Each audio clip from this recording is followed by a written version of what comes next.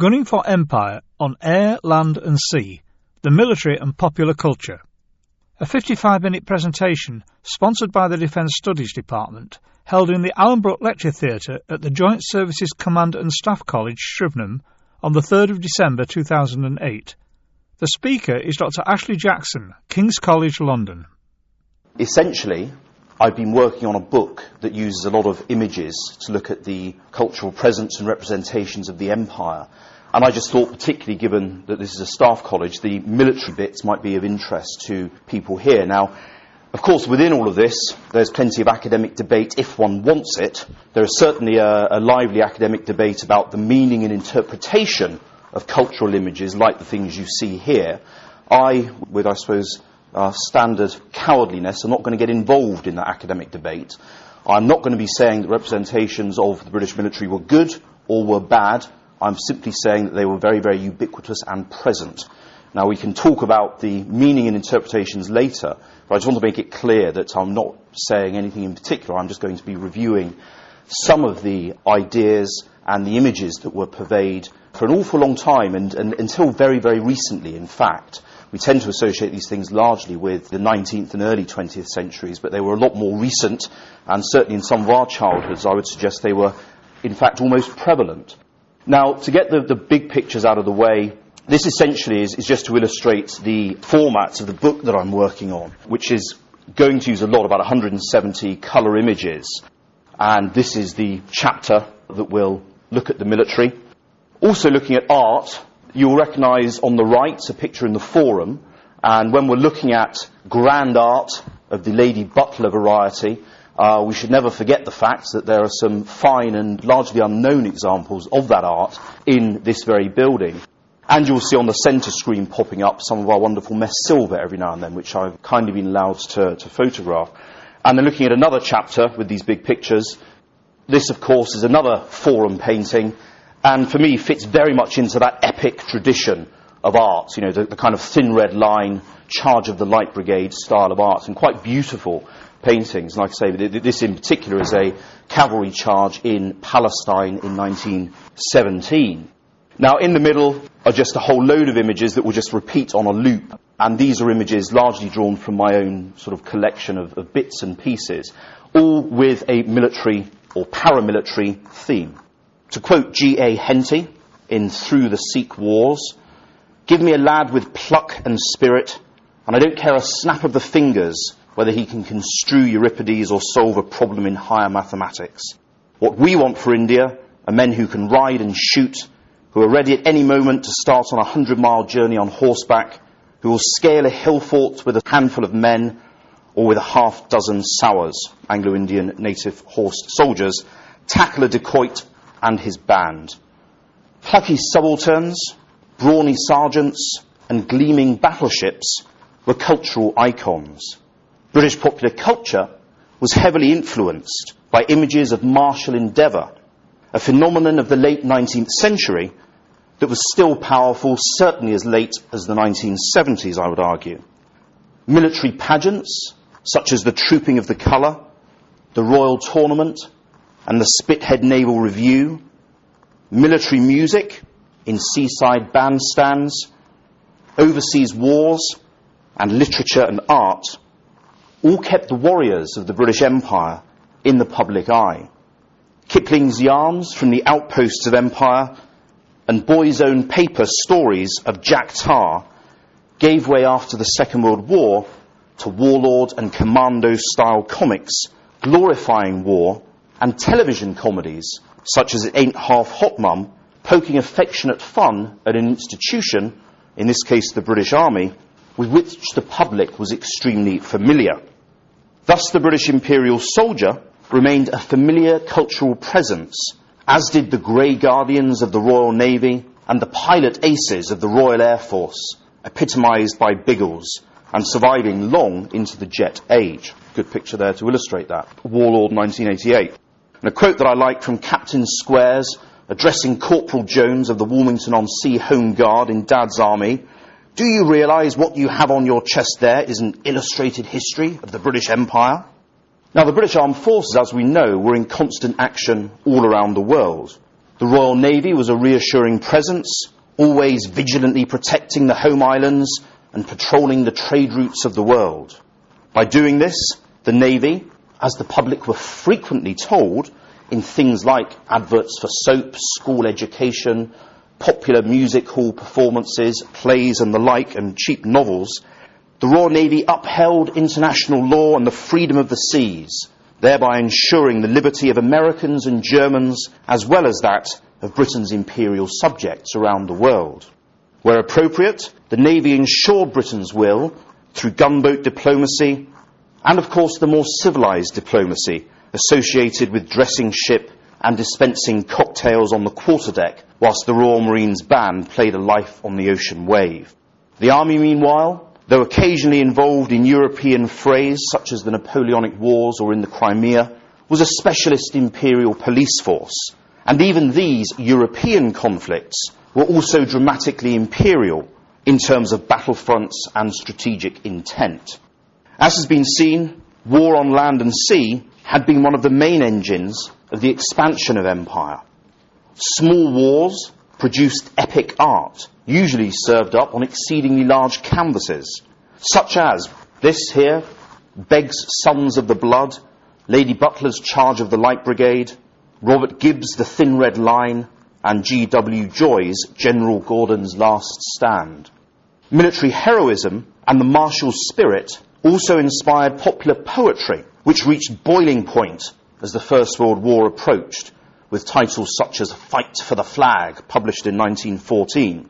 Kipling's tales of tough and two-fisted Tommy Atkins and of noble young subalterns, of faithful Indian troops and gallant Afghan foes, inspired generations of Britons to respect the armed forces and their work. The armed forces, of course, provided many of the imperial heroes and martyrs that built the very foundations of the national myth, including Clive, Gordon, Wellington, Kitchener, Nelson and Wolfe. The popular image of the armed forces contrasted the stoical behaviour of troops during the Indian Mutiny and heroic deaths at Lucknow defending the colours and the flower of British womanhood with the barbarity of subject races. It also contrasted the unpleasant nature of European industrial warfare as opposed to good colonial warfare, which not only extended the borders of civilization, but, in an age heavily influenced by social Darwinism, were often considered to be good for the breed. Colonial wars and naval actions extended an international order based upon British-imposed peace. From the late 19th century, to quote one commentator, small wars were big box office. Much of the interest in war and the lust for medals that characterised the military caste stemmed from the work of war correspondents reporting from the front, as well as writers of military fiction such as G.W. Stevens, who died of enteric fever aged 31 whilst covering the Boer War as a correspondent. Stevens had grown up on a diet of the boys' own paper. As a correspondent for the Daily Mail, he was imperialist, bellicose and social Darwinist, believing that war on the fringes of empire weeded out the weak and guaranteed the survival of the fittest. As John Mackenzie writes of him, war made him childishly happy. It was like a coming of age, turning boys into men, the only quite complete holiday ever invented. The armed forces underpinned the British Empire and indeed the security of the world. The Army and Navy could project force almost anywhere in the world and won supremacy against rival great powers and defeated indigenous rulers as the empire expanded. Britain fought a series of world wars from the 17th century until the Second World War as it sought to overhaul European rivals, and once this had been achieved, to defend its position of hegemony in diverse parts of the world. Of course, apart from world wars, be they against the Kaiser or Napoleon or Hitler, the British Army's primary task was imperial policing. Its job was to defend the empire's borders, to guard its lines of communication and suppress insurrection amongst its peoples. Meanwhile, the Navy not only kept Britain's great power rivals in check, glowering from its bases in Scotland and the north of England, at the German high seas fleet across the water, or bottling up the Russians in the Black Sea, but also patrolled the sea lanes of the world, protecting imperial and international trade from strongholds such as Malta and Singapore and a host of other strategically located colonies. From the First World War, the Royal Flying Corps, renamed the Royal Air Force as we all know in 1918, also became a key imperial tool, owing its independent existence to its ability to police parts of the empire. So to look, first of all, in slightly more detail at the army, the British Army's reputation was transformed over the course of the 19th century.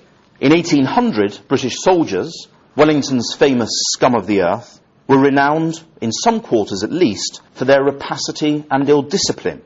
A century later, by 1900, however, they had become soldier heroes by virtue of their service overseas and their association with national glory, the proud embodiment of a nation capable of striking terror into the hearts of enemies and intervening almost anywhere in the world. The Empire burnished the reputation of the British Army, as well as sparking Britain's fascination, that lasts to this day, with irregular warfare and special forces. The need to conduct irregular warfare on the fringes of the Empire led later to the creation of things like the Chindits, Long Range Desert Group, and of course the SAS. Irregular warfare, long before then, however, had become a part of the British Army's tradition and training.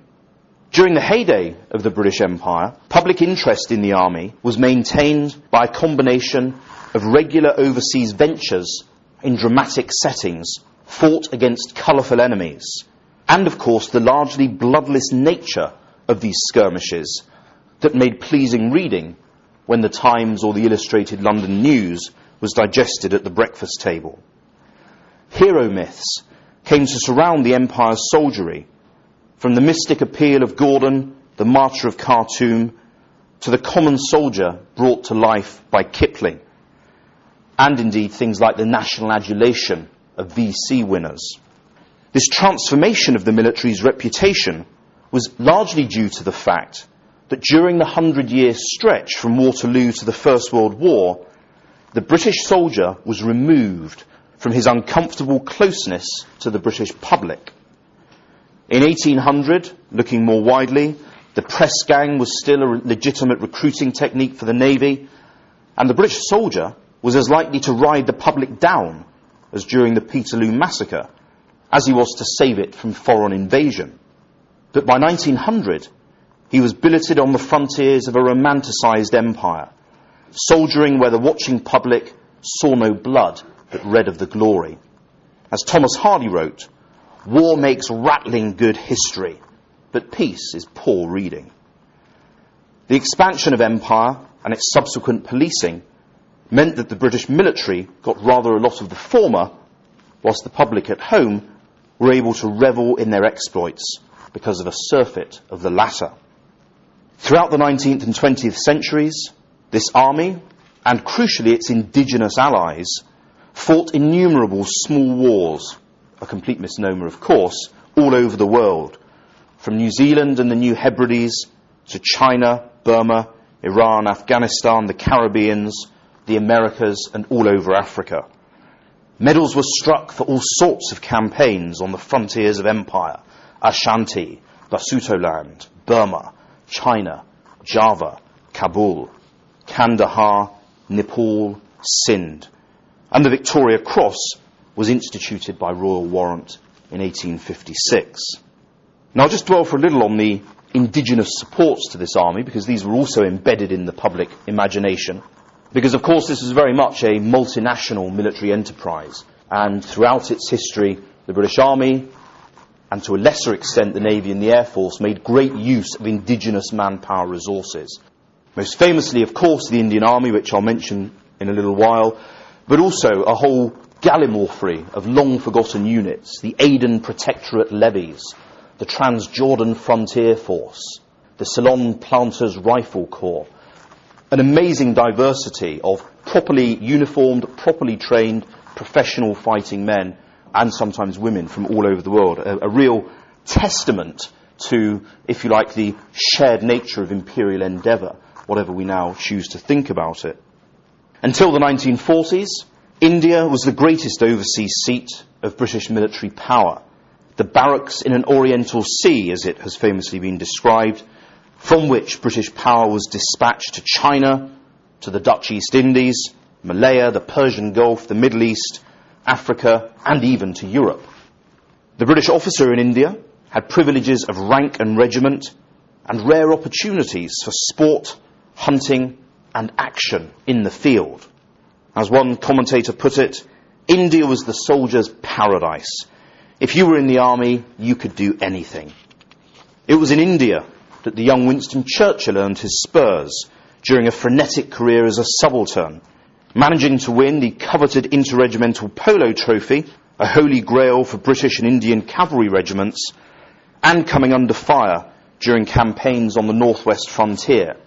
Incredibly, from this incredible man, he managed to do all of this whilst writing articles about his experiences for the newspapers back home and publishing in double quick time books such as The Malakand Field Force, chronicling his time fighting tribesmen on India's northwest frontier.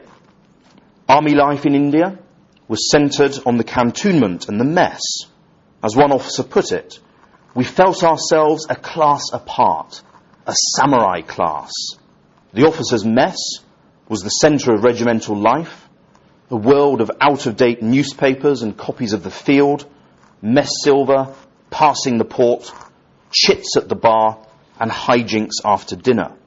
Sport was an army shibboleth in India, and what's interesting in terms of popular culture, the sport military, sport martial link became very, very important towards the end of the 19th century.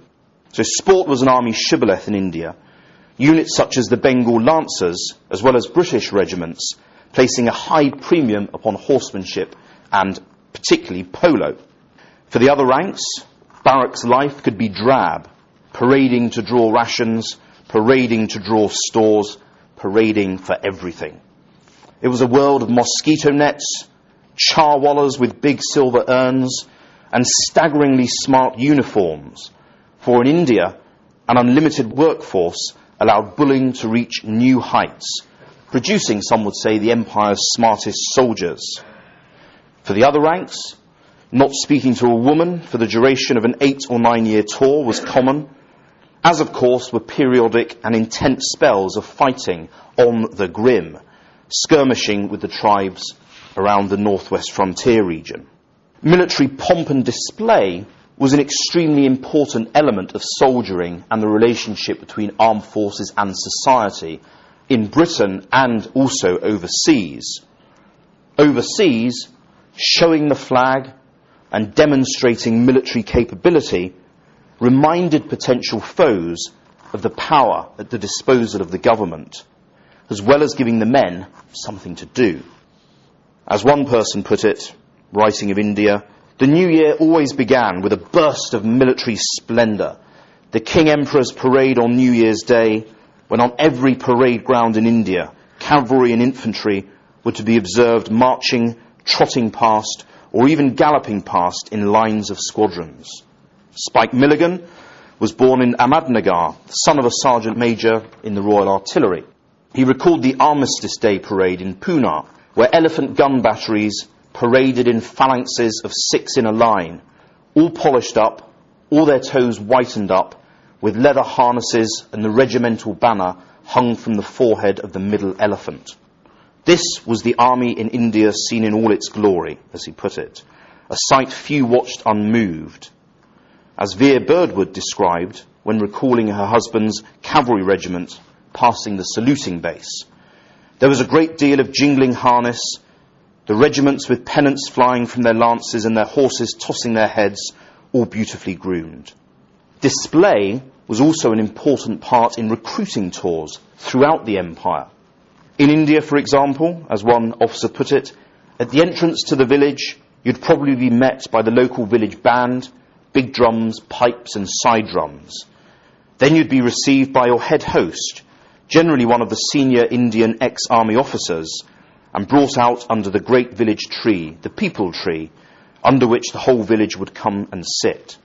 In Africa, when recruiting for the Royal Pioneer Corps in the 1940s, the Bechuana drum and bugle band, wearing leopard skins, would tour the village with military acrobats and firepower demonstration teams, enticing men to enlist. And as one soldier from Lesotho put it, I was led into the army by the dead beat of the drum. At an exhibition in Colombo, Ceylon in December 1942, the military provided entertainment for the public. There was a physical training display by a complete battalion of the Ceylon Light Infantry, an aerial ropeway demonstration by the Navy, a demonstration of artillery in action, RAF aerobatics displays, African tribal war dances from East African Askaris, and music from massed military bands. Now, moving on to look at the Navy, and this is a great quote here from George Orwell, in many ways lampooning the role of the military and imperial attitudes within British society. This is from an essay he wrote called Boys' Weeklies in 1939. The year is 1910, or 1940, but it is all the same. The king is on his throne, and the pound is worth a pound. Over in Europe, the comic foreigners are jabbering and gesticulating, but the grim grey battleships of the British fleet are steaming up the channel. And at the outposts of empire, the monocled Englishmen are holding the niggers at bay. Everything is safe, solid, and unquestioned. Everything will be the same forever and ever. Very powerful. Britain's maritime power was, of course, at the very heart of the national self-image and the familiar island story and its rise to greatness. Raleigh, Drake, and Nelson were just some of the more illustrious names in Britain's seafaring pantheon. And by the 19th century, the Royal Navy was universally regarded not just as the nation's sure shield against any challenger, but the main arbiter of the freedom of the world. This line of thinking was rammed home again and again through all sorts of events and media. From the annual, well, not annual, but from the frequent Spithead Naval Review, a regular parade of Britain's naval might in the sheltered eastern stretch of the Solent, to popular literature, things like the Royal Tournament, parliamentary debates, and the public attention surrounding things like the vaunted Singapore strategy, and of course school history. And this is where a lot of the, if you like, public idea and ideology about the military came from, and it was school education. This is one school education book. Nothing is more interesting in the story we have to tell than the daring exploits of our seamen, by which we have risen to command of the seas, and we are able to sing Rule Britannia with the proud, happy feeling that Britannia does indeed still rule the waves, and that as far as in us lies it shall never cease to do so, since it is only by thus ruling the waves that we can look at the sea as a friend that unites the whole family of English-speaking peoples and enables them to aid one another.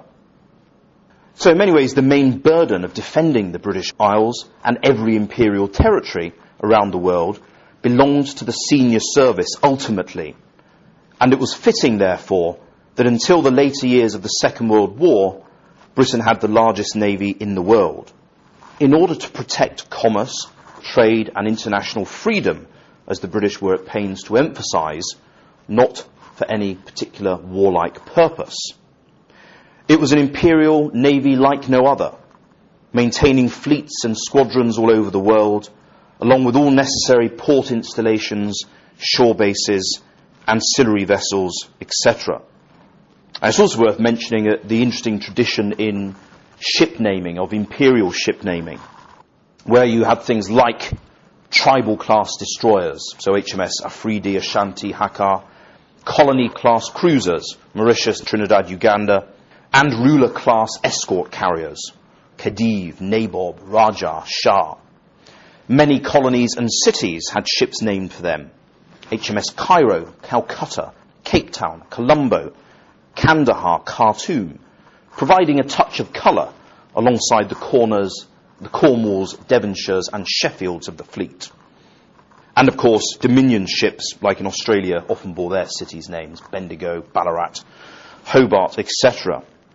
Now, the role of the Navy was frequently presented to the public as the crucial foundation of British and world security. And lessons in the benefits of sea power were regularly delivered in literature and media. I suppose if one was to look at more serious points about this kind of material, it is the fact that the period that I'm talking about was one in which lessons delivered to the public, be it in popular novels, newspapers, or on the stage, were constantly being delivered. There was a great understanding, even if it might have been a misunderstanding, of the role of the forces and why they were important. That, of course, is not anywhere near so important in this day and age. So, lessons in terms of the benefits of sea power were regularly delivered in literature and the media. And one of the things you would have seen flicking up there, the navies here, was typical of this kind of informative propaganda, if you like, that offered the British public imperial lessons in peace as in war. Now, the navies here was published during the Second World War, and these are some of its opening words. The navies here. This was the joyful cry from hundreds of British seamen captured from sunken merchant ships when the crew of HMS Cossack, armed with cutlasses and rifles, nice touch, linking it back to glory days, sprang on board the German prison ship Outmark in a frozen Norwegian fjord and set the prisoners free. Since this glorious episode, the Navy has been here, there and everywhere, throughout the seven seas, which it must rule, as in the days of old, if Britain is to remain great and Britons free. The British Empire is what is known as a Maritime Empire. Because Britain, the heart of the empire, is an island, and because more than half of what is eaten by the 45 million inhabitants who live in this island has to be brought to us over the sea, the Navy has to protect these sea routes from an enemy who tries to starve us by sinking our merchantmen. Now, the point of this is a very, very familiar maritime story. People have been very, very familiar with the logic of maritime trade and the protection of sea routes. And so it is, if you like, a deep cultural presence, which in this case could be touched upon for the sake of propaganda and morale boosting during a pretty hairy point during the Second World War.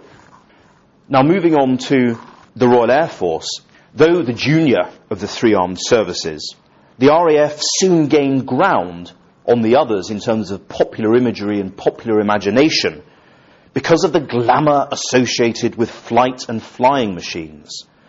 From the early days of biplane experimentation to the chivalry of the Battle of Britain dogfights and the post-war world of the glamorous jet engine and the beautifully shaped V bomber. From the 1920s, boys' annuals and comics were fixated by air power, and the fascination lasted. Boys still gluing Airfix kits together in the 1980s and reading with interest about missiles and jet engines. Books such as the Ladybird's book, The Airman, continued to glamorize service in the RAF, and children's comics and magazines continued to carry adverts offering careers in this exciting and thoroughly modern sphere. And you've seen the picture up there from 1988 of the Harrier Squadron Warlord Annual. From its foundations, the RAF was associated, of course, with the British Empire. At the end of the First World War, with both the Army and the Navy attempting to absorb this upstart service, the RAF successfully won the battle in Whitehall over which service could most cheaply and effectively police barren Imperial Frontiers. A new generation of writers promoted the air hero in juvenile literature in the years following the First World War. Now, of course, popular literature's most famous airman was squadron leader James Bigglesworth, as it was commonly put, the British Empire's finest pilot adventurer. Writers tapped in to the technological excitement of speed, the freedom provided by the air, the chivalric image, which ensured the instant mythification, as one scholar puts it, of the airmen and the RAF, the cavalry of the clouds. Meanwhile, and importantly on the home front, things like the annual Hendon Air Pageant, which was staged between, I think, 1920 and 1937, offered aerobatic displays and demonstrations of the potency of air power, hailing the triumph of technology over primitive opponents and the social cachet of flying, symbolised by the attendance at these events of members of the royal family, when they went to air shows up and down the country. Now, these air shows, particularly in an age to which flight was relatively new and certainly only experienced by a tiny proportion of people, were awesome spectacles. The 1937 air pageant, for example, featuring a parade of 260 aircraft flying in 5 columns and bombing native villages. I'd just like to go on to look at martial music and literature, and then a brief look at things like the Boy Scouts, if I may. Military literature was part of the staple diet of British society, from scholarly and journalistic accounts of battles and campaigns to run-of-the-mill military adventure stories. Tales of daring do were based on familiar plot lines, and many authors had little difficulty in becoming prolific. George Manville Fenn, for example, 1831 to 1909, wrote over 120 juvenile books with titles such as Shoulder Arms, Fix Bayonets. G.A. Henty, author of the iconic With Kitchener to Khartoum and From Cape Town to Ladysmith, drew inspiration for his widely read military stories from his own experience as a war correspondent, reporting on colonial campaigns, including Napier's dramatic 1867 expedition to Abyssinia, where he was accompanied by 15,000 troops drawn mainly from Bombay, Congreves rockets, a military railway, and, best of all, war elephants. Imagine having war elephants now, they might be quite useful. Henty's books were legion, and included With Kitchener in the Sudan, St. George for England, the past made a servant of the present and the glories of the British nation, and Through 3 Campaigns, which dramatised variously the relief of Chitral, the Tirah campaign, and the relief of Kumasi in the Ashanti Wars, led, of course, by Sir Garnet Wolseley. Now, Wolseley's Ashanti expedition in 1874 also inspired another Henty novel, By Sheer Pluck. The First Boer War led to The Young Colonists, and Henty devoted 5 novels to campaigns in India, including With Clive in India, Through the Sikh Wars, that I began this talk with a quote from, The Tiger of Mysore, and At the Point of the Bayonet. All of these stories and this genre had a ramrod moral running throughout, as epitomised by Henty's On the Irrawaddy, which justified war because of the need to liberate native peoples from appalling government. Hundreds of thousands of boys and girls imbibed this literature and revered the works of people like Rider Haggard, Captain Marryat, and read avidly comics like The Boy's Own Paper and Chums. This was the great age of comics and weekly papers. And those of you who have seen them, by God, they were dense. There was pictures, but there was a lot of text. They were extremely informative, often extremely historically accurate, if, of course, usually written with a particular end in mind. These publications, along with things like school history curricula, school drill, school officer training corps, and the Boy Scouts, were effective recruiting sergeants for the military and the imperial ideal. In the post-Second World War era, comic books glorified war in a dramatic and highly visual manner. Be the action on the Rhine, or in blistering African deserts, the jungles of Southeast Asia, or the storm-tossed Atlantic, comics such as Battle Picture Library, Commando, Warlord, and Victor covered every theatre of conflict, displaying great knowledge of history and, in particular, military equipment, and regularly featuring Commonwealth formations, Anzacs in particular. These comics, glorifying war and patriotism, shaped the way that generations of children remembered the war and parted schoolboys from their pocket money well into the 1990s. In fact, Commando still runs, amazingly. And it is important, especially when we look at the memory of the Second World War in Britain, One can ascribe a lot to this kind of literature in terms of providing the chapter breaks in our memory, our collective memory of the war. War Picture Library, launched in 1958, found success with a small pocket-sized format, costing £1 each and the subject of innumerable playground swaps. And what's interesting is not only the dramatically impressive artwork that was often to be found in these magazines, but also the people who were writing them. And War Picture Library is a good example and gives us a clue. Its writing team included a former member of the Parachute Regiment, a Fleet Air Arm pilot, a Royal Signaller, and a Gurkha colonel who had served in the Far East. And it's no wonder that these comics, essentially, for that's what they were renowned for the accuracy of the campaign settings and in particular issues of weaponry, tactics and things like that. Quite incredible. And moving on to music. Music was a distinctive feature of the British military all over the world. From the skirl of the pipes leading Highland soldiers into battle to promenade concerts, national ceremonial, military bands and the music halls. When you think about Gilbert and Sullivan, many of the Gilbert and Sullivan operetta cycle embrace military and very often military imperial themes. Victorian songs such as The Dusky Warrior, set in the Zulu War, On Guard, and Burnaby the Brave, celebrating the death of the famous Colonel Fred Burnaby at Abu Klea in 1885, were commonplace. Those of you who are familiar with Burnaby, there's that very famous picture of a very languid, mess-dressed officer with moustaches, and that was actually used as the model for the recent birthday portrait of King Charles. It was released a couple of weeks ago, and he's got all of his full rig on. Quite interesting. But he was in many ways the epitome of the 19th century officer. A bit devil-may-care, a bit Harry Flashman, but also competent in what he did. And, of course, best of all, dying on active service. The best way to cement a mythical, heroic status. The crushing Zulu victory over the Warwickshire Regiment at Isandlwana in 1879 led to many songs of mourning, a great outpouring of popular songs and music. Things like the Gallant 24th.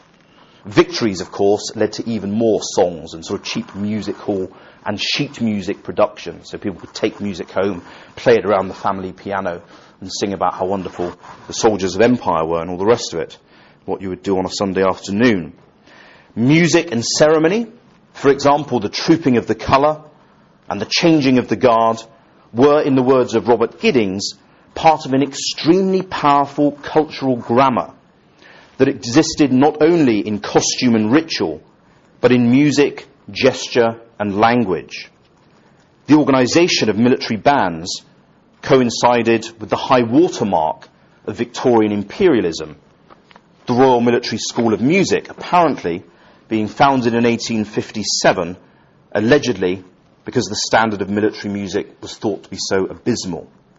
Now finally, a brief consideration of the Scouts, just as an example of the way in which, if you like, martial, military, imperial themes became embraced and, if you like, bottled in a particularly powerful cultural form. I mean, the Boy Scouts were hugely successful all over the world. This is by no means a British thing. They remain. I think there's still 28 million Scouts around the world. The desire of people to join was so powerful that a year or two afterwards the Girl Guides was formed, because the girls were just not having any of this men-only, boys-only stuff. So it's a good example of the way in which, if you like, the collision of popular culture, militarism and nationalism and patriotism. So the Scouts movement and its Bible, Scouting for Boys, not a title you get away with these days, taught generations of children to be prepared in order to deal with all sorts of eventualities, including, and this is true, I read this a few months ago, encounters with mad dogs, dead bodies, dislocated shoulders, and suicides. Imagine trying to pass off information to children now about how to deal with a dead body or suicide. It's amazing. The 1870s and 80s had witnessed the foundation of things like the Salvation Army, the Church Army, and the Boys Brigade, all complete with uniforms, title, and military ranks. And there was a great vogue for military imagery in the hymns, such as Onward Christian Soldiers and Fight the Good Fight. So you're actually also bringing in Christianity and God into a, if you like, a national theme that embodies nationalism, militarism, and these various other strands. Public schools had their cadet corps, and even state schools adopted military-style drill as an integral part of the curriculum. What's interesting here, and when we look more broadly at the whole issue of popular literature, some would say it was just a public school thing. It wasn't. There wasn't a rejection amongst the less well-heeled. There was an immense amount of aping of these public school ways and things like, you know, the officer corps and what have you, rather than a rejection. It was amazingly powerful and unifying. Beyond the playground, the volunteers, the militia, and the yeomanry flourished. Now, into this atmosphere, Sir Robert Baden-Powell launched the Boy Scouts movement in 1907. This quintessentially imperial and martial organisation appealed to deep human instincts for organisation, adventure and purpose, and quickly spread throughout the empire and most other countries of the world. Baden-Powell, who had schooled at Charterhouse, joined the 13th Hussars in India in 1876. He proceeded to serve as a soldier, Afghanistan, Ashanti campaign, India, Malta, Matabeleland, Natal and Zululand, and became Lieutenant Colonel of the 5th Dragoon Guards in India in 1897, and then most famously, Colonel of Irregular Horse during the Boer War, and of course most famous for the Siege of Mafeking during that war. And this catapulted him to national fame, which gave his movement extra traction when it started. The relief of Mafeking in May 1900 led to scenes of unbridled joy in British towns and cities, and the verb to maffick entered the common language, meaning to caper about in the street. The depth of public jubilation was signalled by the gifts that showered down upon Baden-Powell, including, and I saw this on the Antiques Roadshow a year ago, a general's sword from the citizens of Liverpool, crafted by Wilkinsons of Sheffield, with an ivory handle and a silver scabbard. Baden-Powell took up with enthusiasm the military art of scouting, and in India, I suppose inevitably, became an expert pig sticker, winning the Kadir Cup in 1883 and writing, inevitably, the definitive pig sticking or hog hunting. It's brilliant. From the start, the scout movement was imperial in spirit as well as in practice. For, in the words of John Mackenzie, Baden-Powell viewed empire as a model for world integration and peace. And this, of course, was a very commonly held frame of mind. His fame aided the success of his venture, though this had much more to do with its inherent allure for boys and girls. His ideas came from the skills he had gained through waging guerrilla war in Africa and Asia, many of them learned indeed from native scouts. Scouting embodied the skills of frontier soldiering, including orienteering and tracking. Indeed, military formations on the frontiers of India often included the words scouts or guides in their titles, as you'll be aware. Scouting emphasised self-reliance and a code of moral conduct, as well as loyalty to country, a sense of duty, and the importance of doing a good turn every day. Orienteering, camping, conservation, comradeship, farm work, cooking skills, community service, survival skills, life-saving, signalling, and teamwork were all important scouting activities. I'm sure those of you who were scouts in your youth will attest to this. The martial overtones were emphasised by uniform and rank insignia.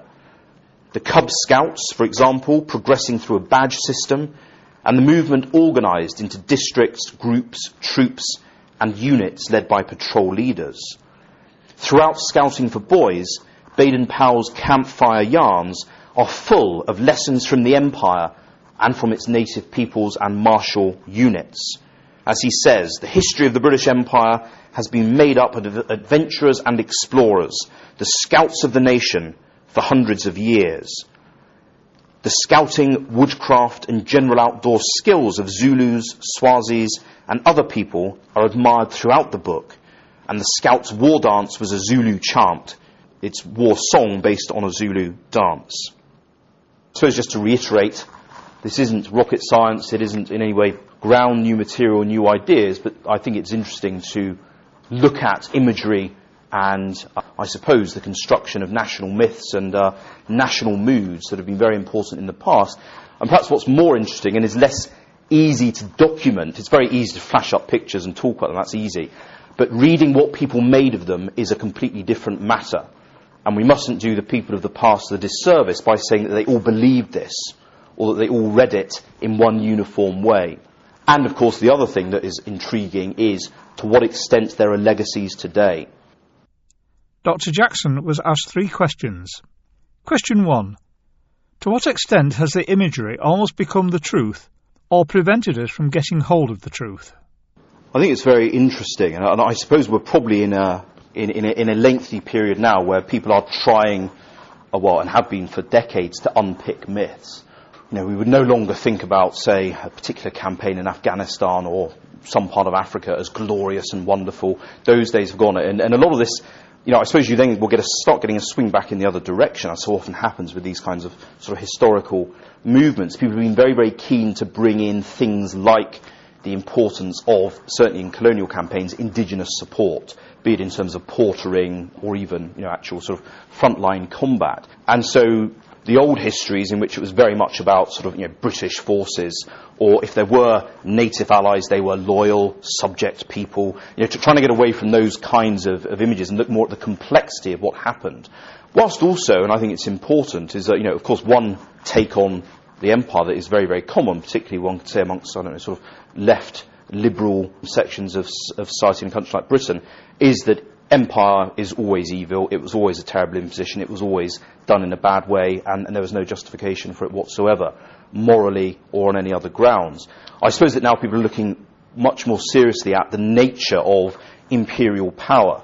You don't hold India with just the bayonet. It was too costly. So what are the patron-client relationships that enable you to get other people to do your will, which of course are still million-dollar questions that we're interested in today. I suppose what is interesting is the hardy respect within British society for the military. And look at, there's obviously been in the last few years a ramping up or an attempt, certainly through things like, say, the local news shows wherever you live in the country, to bring soldiers, in particular soldiers, be it in Afghanistan or Iraq, much closer to the public. And there's still almost a lack of questioning about what they do.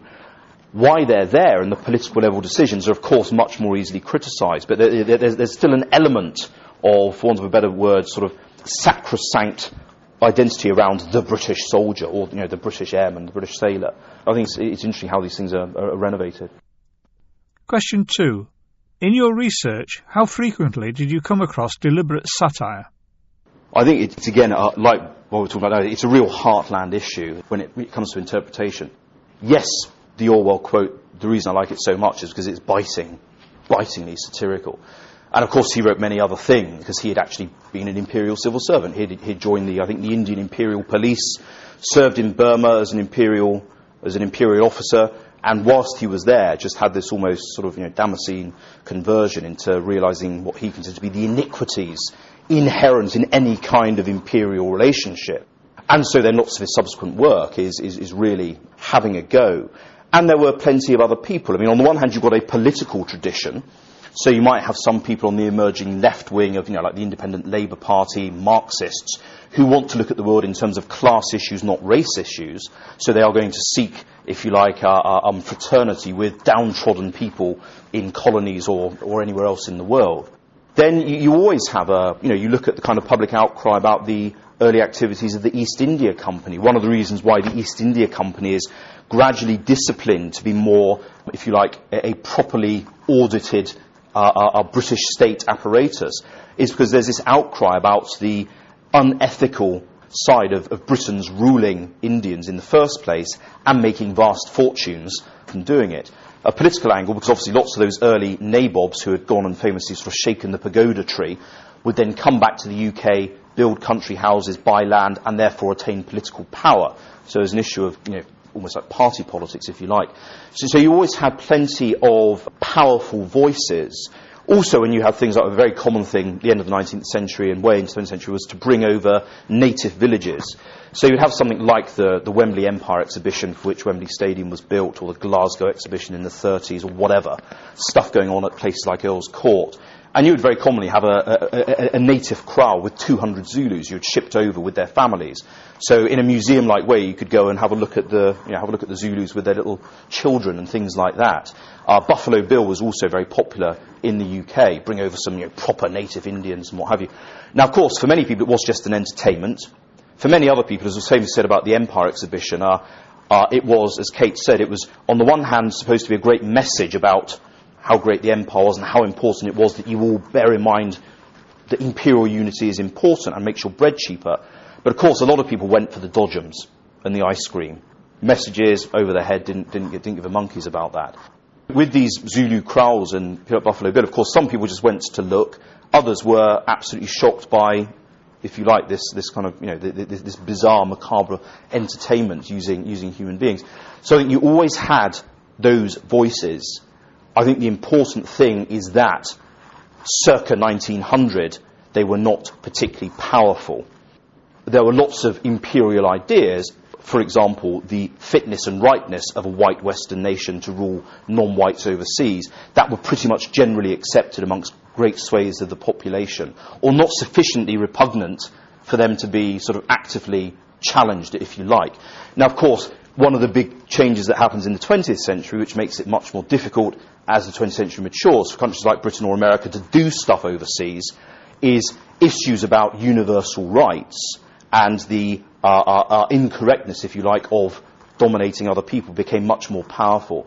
It is referred to commonly as by some scholars, things like the moral disarmament of empire.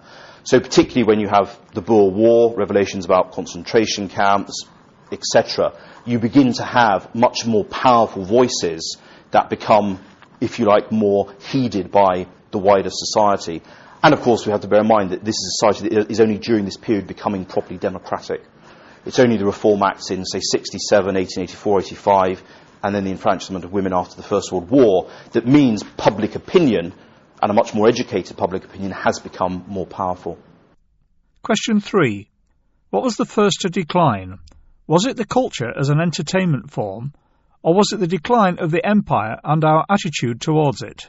I think that on balance it would be the loss of colonies after the Second World War that was key, and the general growth in the idea that it was unacceptable to publicly display at least imperial sentiments or imperial desires, and that certainly with the rise of the superpowers and the UN, that decolonisation was very much the name of the game, or finding other ways, if you like, of dressing up your strategic interests, and indeed of servicing what, even to this day, remain responsibilities in some cases. And I suppose it also becomes part of the mass media thing. The public become more sophisticated. Once you get into something like the 50s, but particularly the 60s, where lampooning authority and traditions and establishments is key. On the silver screen, you've got the great tradition of films, Bengal Lancers, The Four Feathers, going all the way through to things like Guns of Butazi in the 1960s, some of them shockingly dull films, particularly the British-made ones, unfortunately. Some of them quite iconic. But even on the silver screen, you have things like the Army Game. I mean, things, classics, sort of Carry On Up the Khyber, I think 1969, sending up the empire and its contradictions becomes much more the thing, or poking affectionate fun, as opposed to, sort of ridicule. But I think it is interesting. But I would say that do we still have a strand continuing? And when I say it's what I mean is that I would argue that our attitudes to foreigners, to overseas people and overseas problems remains quite imperial. Our mindset remains quite imperial. I would argue that we still have a civilizing mission. We think we do. And you only have to look at our desire to restructure overseas societies. And of course, we're much more humble about it. We're much more aware of our limited resources. We're much more aware of the fact that it's very, very controversial. But nevertheless, it remains embedded at the heart of our foreign policy and in many ways our national outlook on the world. And so I would say that some of these things have been hardier and more perennial than maybe this kind of dead popular culture might suggest.